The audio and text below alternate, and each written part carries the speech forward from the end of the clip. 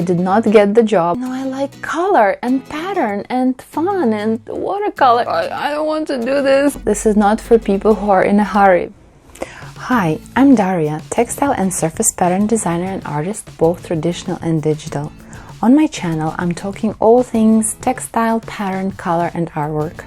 Patterns are everywhere. What is textile design? Perhaps you are considering a career in textile design, or are merely curious about this unusual, cool-sounding job. The information I'll be sharing today is a combination of my college education. I majored in textiles at University of Massachusetts with lots of hands-on textile activities, and my experience as an in-house and freelance textile and product development designer for apparel, home decor, and stationery. Plus, I'm simply obsessed with textiles, repeats, color, and making art. I work with watercolor, ink, gouache, vector, and raster artwork in Adobe Photoshop and Illustrator. Now back to textile design. Basically, textile design is any design activity related to fabric.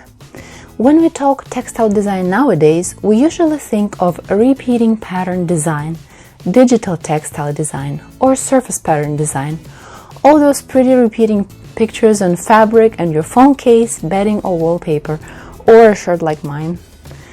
But textile design is so much more than that.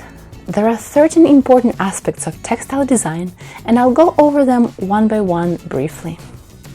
Let's start with the big one first, right? Surface pattern design, repeat pattern design, or simply surface design. People like to keep it short these days. The idea is creating a single repeating unit, usually a square or a rectangle, that is designed so that all elements on the edges connect seamlessly. So when the repeat unit is stepped out a number of times, we get a beautiful seamless ocean of design. There are a number of ways repeats can be made. The most popular is, of course, printing, digital and traditional, and weaving. Repeat patterns can be used on paper, such as wrapping paper, table napkins, wallpaper, stationery, phone cases, fabric for clothes, or home decor items such as sheets, curtains, upholstery, and more. You can also see them on plastics, rubber, wood, pretty much any kind of surface, hence the name, surface pattern design. The queen of textile design, in my personal opinion, is weaving. It's not the only way of making fabric, but probably the oldest one. When threads are interlaced with one another, it produces patterns, from simple ones like stripes to really complex and intricate ones, such as plaids and brocades. When I started studying at UMass, I wasn't interested in weaving at all. My professor really urged me to take weaving, and actually it was not even a choice, it was mandatory. So I tried to kind of duck out of it, but in the end, of course, I did have to take weaving. I took 2 weaving classes. It was not easy for me, but actually, if you are thinking of going into textiles, weaving basics are a must, and I'm so glad I did that. It's important to understand how fabric is made, especially if you are into plaids and rugs. A lot of home interior textiles rely on weaving. They might be simple and muted in terms of color and pattern, but very classy and sophisticated due to the artisanal techniques used. There are some really cool rug companies out there, believe me. In weaving, you'll be studying techniques such as tufting for fluffy rugs, how to weave a houndstooth, a ticking stripe, a seersucker, ikat, clip weave, and more.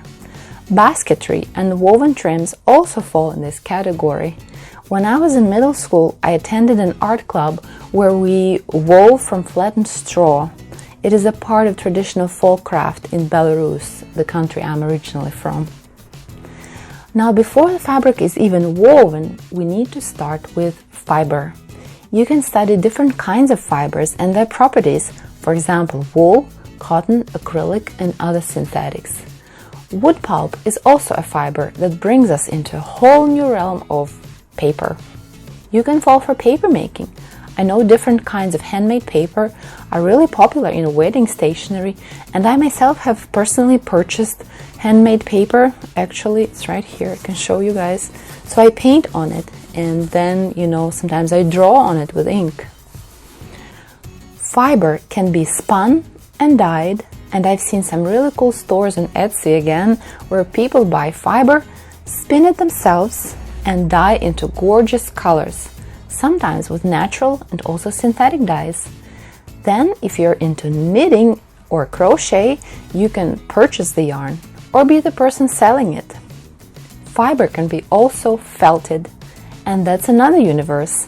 One of my professors is a fiber artist and creates breathtaking exhibits entirely from hand-felted and dyed objects. So that's another way to go. Dyeing is also a huge subdivision of textile design. There has been a huge interest lately to hand dyeing techniques. A lot of beautiful Instagram accounts where artisans experiment with dyeing with plants, herbs, natural dyes. Some of them can be really exotic. They're made from crushed bugs, for example. Did I scare you? One of my fellow alumni used to work at a dyeing company in New York City and dye silks for high-end fashion companies and got to see her work on the runways. How cool is that? Screen printing is another important technique that used to be the standard for a very long time until inkjet printers popped in. It is still quite dominant in textiles because it's cost efficient and produces brilliantly crisp prints, unlike digital printing, which can be a little fuzzy. The idea of screen printing is that a design has a limited number of colors, usually up to 13, with white being the color when printed fabric. If you look at my shirt, for example, there are clearly two colors here, right? Black and yellow. Actually, I think, yes, there are some gray tones. It's not clearly three colors, it's more. But it's actually one of my favorite kinds of textile entertainment. I count how many colors there are in a fabric. When my daughter was a baby, I used to breastfeed her, and then to entertain myself, I would count how many colors her outfit has. I was not a textile designer back then. Okay, back to screen printing. Each color is a screen, with a screen being a stencil through which the dye is pushed. If you get really excited with this technique, you can have your own fabric company and print your own fabric and sell it to interior design businesses. Screen printing involves quite some technical work on color separation, but is definitely still very, very popular. And even if you won't be printing the fabric at the back end, you might be the one at the front end, like me, where you had to work on digital files on your computer, limit the number of colors, and create colorways, which means color variations of the same pattern.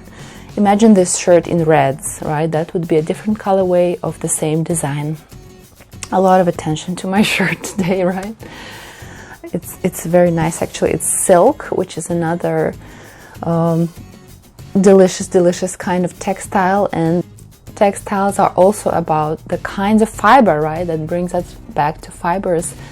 I'm really into silk and all natural kinds of fibers. There is also a specific kind of textile designer on this end called CAD designer, where CAD stands for computer aided design, when a person works in industry-specific software to reduce very complex artwork, say watercolor, down to 13 colors. Can you imagine? Crazy, but totally real. It's done by stippling the color into thousands of little dots. Some of the software is called Pointcaré, Kaleido, and Net Graphics. But like I said, they are quite specific, and not every textile designer has to know that software. Whereas Adobe programs such as Adobe Photoshop, Adobe Illustrator are an absolute worldwide industry standard for digital textile design, so you will probably be spending a lot of time in those, like me, if you go into digital textile design. I want to briefly mention some global textile techniques such as block printing, shibori, popularly known as tie-dye, batik, and ikat. You could study the history of all those textiles. It's really exciting, it's really fun. Maybe you're curious where tie-dye came from. I want to tell you, it came from Japan, from the technique called shibori. Sewing also has to do with textiles, right? I took a sewing class in college as well. I actually knew how to sew at that point already. It was a very fun class because there were lots of students from all parts of university. There were some engineers who suddenly got interested in sewing and took this class as an elective. We worked a lot with purchased sewing patterns I would like to learn one day to make my own sewing pattern, but that is actually not a part of textile design anymore, and that brings us into fashion design. Textile and fashion design are definitely very closely related and connected. They always go hand in hand, but they have a different focus. While fashion designers construct and design garments and use sewing patterns and usually don't have too deep of a knowledge on textile techniques that I have listed before, such as repeating patterns, they don't need to know that, you know. They do have some other skills that textile designers do not possess. I know some fashion designers don't even like working with printed textiles. They prefer solid colors. They definitely have a better understanding of fabric properties because they need it for silhouettes and making sure the garment can actually be worn. Fashion design is a whole different planet. I actually won a student competition while I was at UMass. It's really funny, we all laughed because it was a fashion design competition and I won as a textile designer. Everybody was giggling at that. How is that possible? That's easy, because it was a concept competition. I was not supposed to think how this garment would be constructed. I don't even think it was eventually constructed. It was just a student, competition of ideas. So the goal was to create a transforming garment, and I made a transforming jacket where you could unzip your collar and use it as a hem. It was called Traveling Cloud. Just like, water evaporates, turns into clouds, and then goes down as rain again. It was held by a society called something like Association of Textile Chemists and Colorists. I think they have a different name now. I was really excited because it kind of pointed me that I was probably on the right direction. I got retrained. I wasn't always a textile designer. I used to be an English teacher before that. Maybe that's a story for another video. So I won the competition. It was a nationwide student contest. I got some really nice prizes. I got a Pantone color passport with, little swatches of fabric. And I got, what else did I get? A monitor calibrator that I haven't used till today, I'm sorry. I've got some Spoonflower credit. Spoonflower is a company that prints fabric on demand. You can get your own fabric designed. You design your fabric, you can get it printed. These swatches are from Spoonflower. If you like textile design and you haven't heard of Spoonflower yet, I urge you to stop everything and Google it right now. It's really major on the market. So what else? I also won $1,000 at that competition. So see, if you go into textile design, you can do cool things like that. I invested that $1,000 into a big textile design course. I think it was 2016. There were not so many courses on the market at that time, and that was the biggest one, the coolest one. I think I might return to this topic later because it's a whole another story. Embroidery and embellishment. You can be an embroidery artist with your own Etsy shop where you sell your work, or even not the actual products but downloadable embroidery diagrams, or both. Or you could also be an embroidery and embellishment artist at one of those French ateliers. Have you ever seen those breathtaking Dior and Chanel ads where they show how several artisans embroider couture gowns for hours on end and embellish it with sequins and beautiful beads? Really breathtaking. It's also textile design. Another aspect is toys. You could work for a toys manufacturer such as Hasbro and other toy companies and design your own fluffy unicorns and yetis. A really exciting one is costume design, which is also kind of on the brink between fashion and textile design.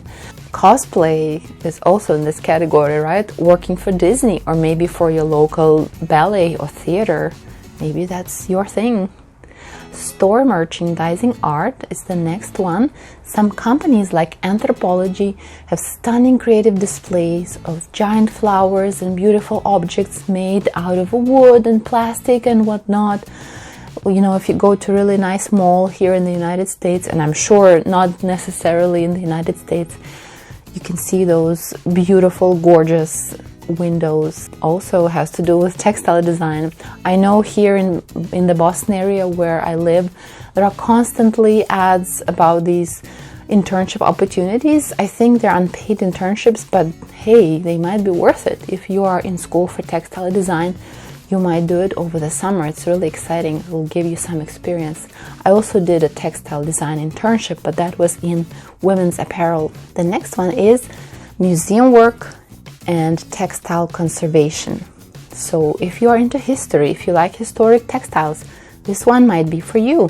One of our professors works at a museum in New Bedford, Massachusetts, where the college is located. And I know she did some conservation work on a giant banner for the Whaley Museum of New Bedford. The next one is teaching. Everybody teaches now, right? There's always something to teach. You could teach textile design or fashion design or illustration because they are constantly interrelated, interconnected. You can go from one to another and more, and I'm going to talk about my journey as well a little bit. So every artist and designer has an absolutely personal journey, and you will be able to choose whatever makes your heart sing. I personally have been immediately drawn to repeating patterns because I draw and paint and I can sew a little bit. I grew up with a lot of fabric around me. We always had fabric in the house. I used to sew a lot, and my mom and my grandmother used to sew. So yeah, I'm also still very drawn to illustration. I'm thinking maybe one day I will also go into fashion design and illustration. So currently I design for textiles. Even within this category of textile design, digital textile design, there are so many ways to go. For example, I am personally not really a quilting fabric kind of designer. I enjoy more creating patterns for home. I like exquisite home furnishings or whimsical wallpaper, or stationery is another favorite of mine. I worked in the stationery for 2 years. I designed a lot of wrapping paper for a major company here in the United States. But hey, you will have your own journey. There is no right or wrong here. It's just, you know, I'm so excited to share it because there are so many ways to go. Even all the people who went to college with me, we all chose our own routes. Somebody did dyeing. A person worked for a toy company, like I mentioned. There was a guy who was really into fashion design, and he went further on to study for fashion design and participated in runway shows and whatnot. Somebody went to weaving, and we're also different, and that's beautiful. Fiber arts did not resonate with me personally. Weaving and screen printing were very difficult for me personally. I think if you like weaving, you need to be good at math, which I am not. I remember once I went to a job interview at a huge rug factory here in Massachusetts. It was very, very impressive. I did not get the job, but you know, it was funny because I sent my portfolio and everything, and they looked at it. And I came and I was like, you know, I like color and pattern and fun and watercolor and everything. And their products are 95% beige and gray rugs.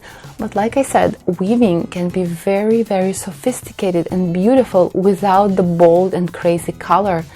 And I think it's very important for a designer to learn to appreciate all aspects of design.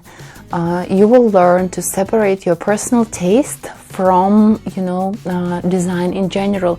If you work for a company, you will need to appreciate things that you might not necessarily love personally. For example, I worked in kids bedding. I was basically forced to work on that category. I did not want it. My taste is very different from standard. I have a daughter who is 11 years now. And so for her, I never bought things like unicorns and all the pink stuff. And I had to design all that. Can you imagine? I was like, I don't want to do this.